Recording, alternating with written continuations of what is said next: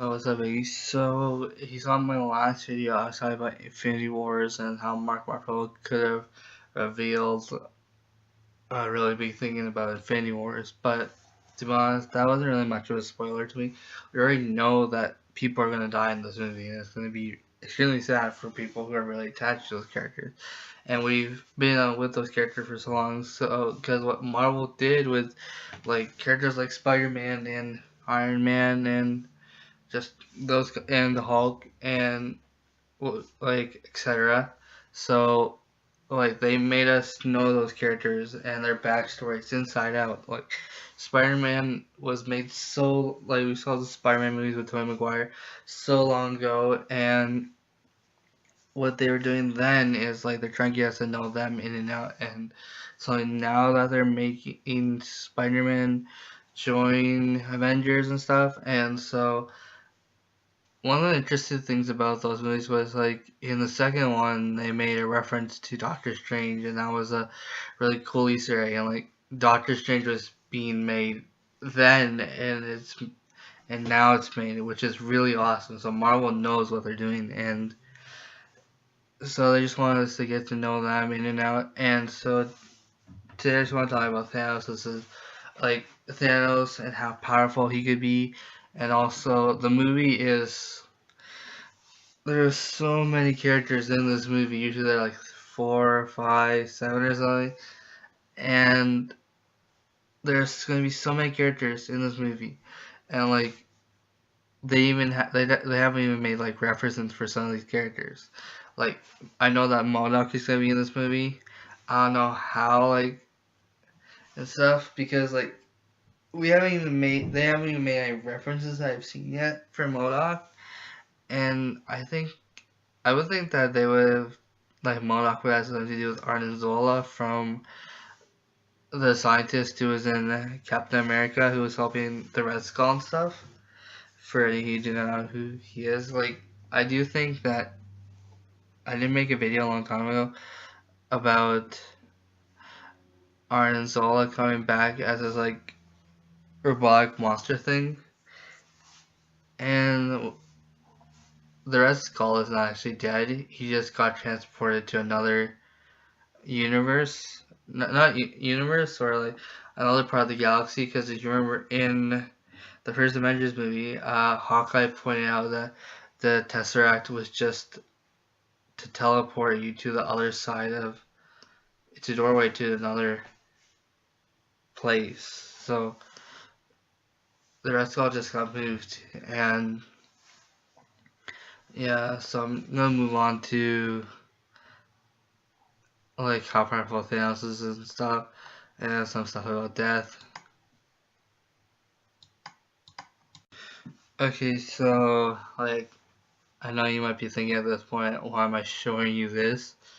But someone else actually pointed this out to me, and like another YouTuber did a video about this, and so here is like I'm not sure how many videos ago I told you about this, like the Lithuania-based tsunami, and like look at this thing. This thing was higher than the Empire State Building, which is the which is the tallest building ever.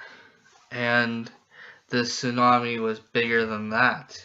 And like this is just a taste of like Thanos' power. Like we don't actually know his true power. And so a little bit of backstory on Thanos.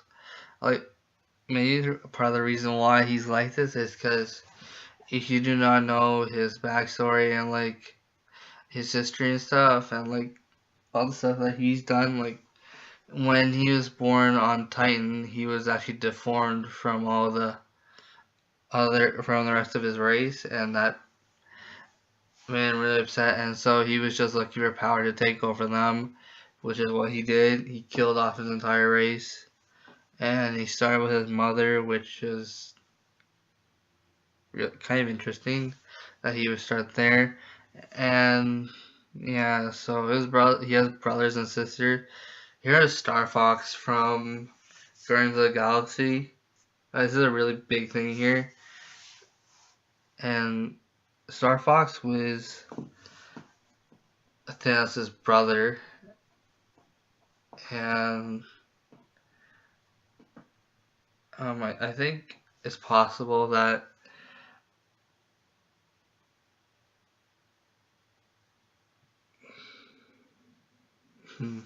sorry, spaced out there.